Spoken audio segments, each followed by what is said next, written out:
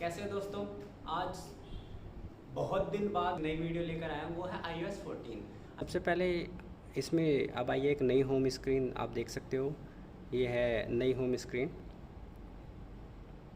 अब इसमें आप नए जो है सबसे एक अलग यूनिक फीचर आया है, एंड्रॉयड में पहली बार आया है, विजेट्स। आप जब ये स्क्रीन आइकन्स हिलने डुलने लगे, बेचारों को चक्कर आने लगे, तो आप इस प्लस पे क्लिक करें जो कॉर्नर पे है। अब आप देख सकते हो यहाँ पर हमें नए नए जो हैं विजेट्स दिए गए हैं। तो अब इन विजेट्स में जो सबसे पहला विजेट्स है वो है एक स्मार्ट स्टैक। आप देख सकते हो स्मार्ट स्टैक इनका जो स्पेशल विजेट इन्होंने बनाया। तो स्मार्ट स्टैक में क्या है कि आप इस पर क्लिक करो और इसको आप विजेट के फॉर्म में इसको अलग से कर सकते हो। अब ये स्मार्ट स्टैक क्या है, फ़ोटोज़ हैं, इन्होंने बहुत सारे विजेट्स को एक उसमें कर दिया है जो स्क्रॉल आप कर सकते हो मैनुअली भी, और ये अपने आप ही स्क्रॉल होते जाएंगे। तो ये खैर मेरे भैया हैं, तो आप आराम से देख सकते हो। ये है स्मार्ट स्टैक। अब इन्होंने अब की बार जो आइकन को है वो बढ़ा दिया है, आइकन साइज़ को एक अलग कर दिया है। आप देख सकते हो अलग अलग साइज़ के आप इन्हें विजेट्स बना सकते हो। ये है, हमने इसको ऐड किया है। तो अब हम इसको स्क्रीन पे अलग अलग कर सकते हैं, लेकिन दिक्कत ये है कि ये एक पर्टिकुलर कॉर्नर में ही रह सकता है, आप इसे बीच में नहीं कर सकते हो। या तो लेफ़्ट पे रहेगा या फिर ये राइट पे रहेगा। तो स्मार्ट स्टैक खुद भी क्रिएट कर सकते हो अपने लिए, जैसे कि हमने इसको ऐड कर दिया। अब हम इन दोनों स्मार्ट स्टैक को एक साथ कर दें तो ये बन गए हमारे स्मार्ट स्टैक। अब आप इसको रोल कर सकते हो, देखो। तो विजेट्स इसमें एक अच्छा नया फीचर्स आया है, हालांकि बस इसी के लिए अच्छा और नया है, वैसे तो ये पुराना ही है। एंड्रॉयड के लिए ये आउटडेटेड है, आईफोन के लिए अपडेटेड है। एक नया पेज जुड़ गया है, दैट इज़ ऐप लाइब्रेरी। तो इसमें सारी ऐप जो है फ़ोल्डर की फॉर्म में, जिससे कि आपको थोड़ा सा आसानी हो जाती है देखने में कि इन्होंने ऐप को पर्टिकुलर एक ग्रुप बना दिया, प्रोडक्टिविटी, इसमें सारे ऐप्स ऐसे हैं में फिर भी आपको नहीं मिल रहा है। तो इन्होंने एक अच्छी बात की है कि अब आप ऐप्स को अल्फ़ाबेटिकली भी ढूंढ सकते हैं। अब ना आप अपनी ऐप्स को ना हाइड कर सकते हो, और ऐप्स क्या, आप पूरा फ़ोल्डर ही हाइड कर सकते हो, पूरा पेज हाइड कर सकते हो, लोगों को पता भी नहीं चलेगा कि आपका जो है वो कहाँ है। ये कैसे करना है आपको, दोबारा से स्क्रीन को टैप रखो, इस वाले पेज को गायब कर रहा हूँ जिस पे मेरे यूबर और ये हैं, तो इसको गायब करते हैं। इस पर क्लिक किया, इस पर क्लिक करने के बाद यूबर वाला पेज ये रहा, इस पर आप टिक कर देंगे तो भैया ये वाला पेज हो जाएगा गायब। अब आप देखो सारे पेजेस हैं पर भैया यूबर वाला पेज गायब हो गया है। तो आप आराम से एक ऐप को हाइड ना करके अलग से आप हाइड कर सकते हो, लेकिन आप इसे ऐसे सर्च कर सकते हो, ठीक। तो इसमें एक और फीचर आया है, कोई ऐप क्लिप करके है, जो भाई उसका यूज़ मुझे नहीं पता वो ऐप क्लिप क्या है। वो कहते हैं कि आप जाओ तो आपको पूरी ऐप इंस्टॉल नहीं करनी पड़ेगी, उसका बस छोटा सा वर्जन आ जाएगा, आप पे कर दोगे डायरेक्ट एप्पल पे के थ्रू।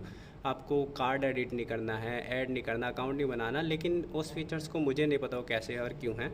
इसमें आईफोन में हमेशा समस्या रहती थी कि आप जब भी इसकी फ्रंट से सेल्फी लेते थे तो वो मिरर इमेज बन जाती थी, आपका लेफ़्ट राइट हो जाता था, लेफ़्ट राइट हो जाता। तो अब आप उसको सेटिंग में जाकर चेंज कर सकते हो। सेटिंग में आप जाते हो तो कैमरा का ऑप्शन होगा, कैमरे में आप मिरर फ्रंट को आप चेंज कर सकते हो। तो इसमें एक नया फीचर्स आया है NFC रीडर। तो इसमें आप किसी भी NFC टैग को आप आराम से रीड कर सकते हैं। आप जस्ट फ़ोन को उसके पास ले जाइए और ये उसको कर देगा।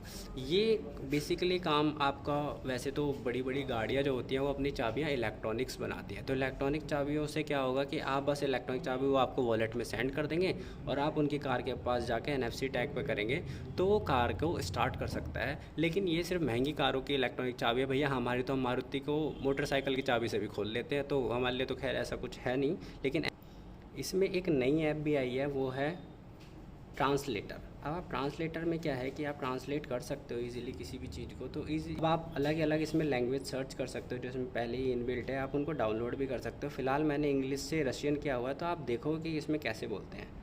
व्हाट इज़ योर नेम, ये सुन नहीं रहा है तो मैं खैर लिख देता हूँ।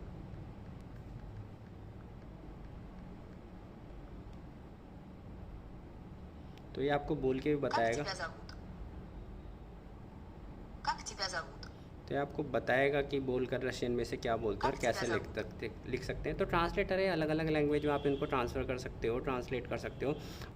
एक इन्होंने जो नया फ़ीचर दिया है वो है picture in picture. Picture in picture क्या है? जो इम्पोर्टेंट फ़ीचर ये है कि जब आप यूट्यूब देखते हो और आपको कुछ और काम करना पड़ता है तो गाना बैकग्राउंड में प्ले नहीं होता है इसमें। हालांकि एंड्रॉयड में कोई भी नई ऐप आ जाती है आप उनको कर सकते हो, लेकिन इसमें नहीं होता था। लेकिन अब इन्होंने एक नया फ़ीचर दिया है कि अब आप अगर यहाँ पर ब्राउज़ करते हो और ब्राउज़ करने के बाद कोई भी आप वीडियो चलाते हो, इस वीडियो को आप पिक्चर इन पिक्चर का मतलब क्या है कि आप स्क्रीन पे आप कुछ भी कर सकते हो। जैसे कि इसे करने के लिए आपको क्या करना होगा कि सिंपली आपको यहाँ पर ये स्क्रीन को बड़ा करना पड़ेगा।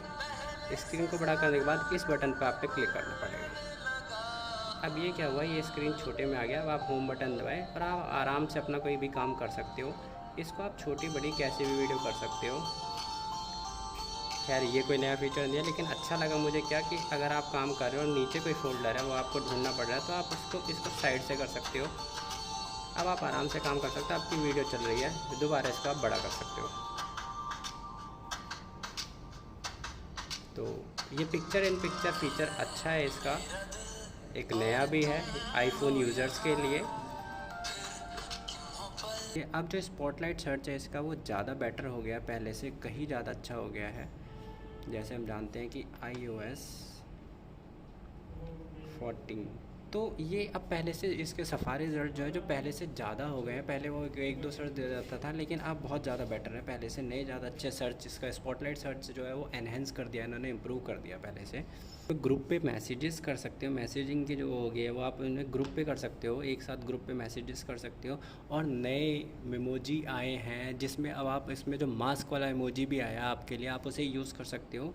खैर मेरे पे 7+ है तो मैं उसको नहीं दिखा सकता। इसमें एक नया टैब फीचर भी आया है कि आप फ़ोन को सेटिंग में जाकर टच, अगर आप सेटिंग में जाकर असिस्टिव में टच में आप जाते हो, आप टच पे जाते हो तो उसमें सबसे नीचे वो 10 या 10+ के बाद है, उसमें क्या है कि सबसे नीचे एक ऑप्शन है, उसमें डबल टैप ट्रिपल टैप है, यानी गेस्चर का वाला ऑप्शन है कि आप जब भी आप डबल टैप करोगे फ़ोन लॉक हो जाएगा, डबल टैप करोगे कैमरा ऑन हो जाएगा, ट्रिपल टैप करोगे तो अलग अलग से फ़ीचर्स आए हैं कि आप। और जो इम्पोर्टेंट बात वो ये है कि भैया मैं खेल रहा हूँ पबजी और पबजी खेलते हुए मैं नहीं होना चाहता कतई भी डिस्टर्ब। तो डिस्टर्ब नहीं होने चाहते, इससे क्या होता है कि अब हम पे कॉल आती है तो स्क्रीन आ जाती है, इतने स्क्रीन को हम हटाने की कोशिश करते हैं, मम्मी को बोलते हैं भैया मम्मी मैं 1 मिनट कॉल कर रहा हूँ, तो इतना बंदा मर जाता है।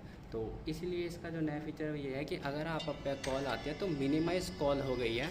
मैं भैया यहाँ खेल रहा हूँ पबजी खेलते हुए अचानक से कॉल आ जाती है और ये दोबारा से कॉल आ गया भैया मिस कॉल, अब पता नहीं। अब हम यहीं से अगर कॉल करते हैं तो यहीं से फ़ोन उठ जाएगा और आप आराम से बात कर सकते हो। हमारी कॉल की बात यह है कि आप यहाँ पे देख सकते हो एक छोटा सा ऑरेंज डॉट बना हुआ है,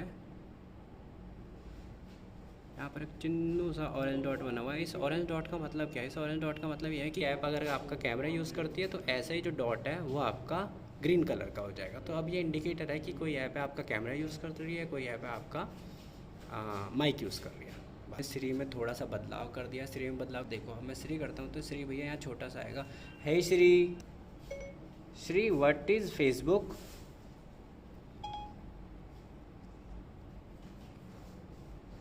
तो अब यहाँ पर क्या है, जो भी आपने श्री से पूछा है वो जो नॉलेज है वो पॉपअप होती है, वो पूरी स्क्रीन नहीं घेर रही है। तो दोस्तों एक और जो इसका अच्छा सा फीचर्स है वो है इसका हियरिंग क्या है कि आप इसको सेटिंग में जाना है, सेटिंग में जाकर आपको कंट्रोल सेंटर में जाना है, कंट्रोल सेंटर में जाकर आप हियरिंग पे क्लिक करो। इससे क्या होगा कि अब आपका ये जो है वो हियरिंग में आ गया। अब आप नीचे से जस्ट आपको बस स्क्रॉल करना है, स्क्रॉल करने के बाद ये हियरिंग का ऑप्शन है, आप इस पर क्लिक करोगे तो आपको देखो लिखा आएगा।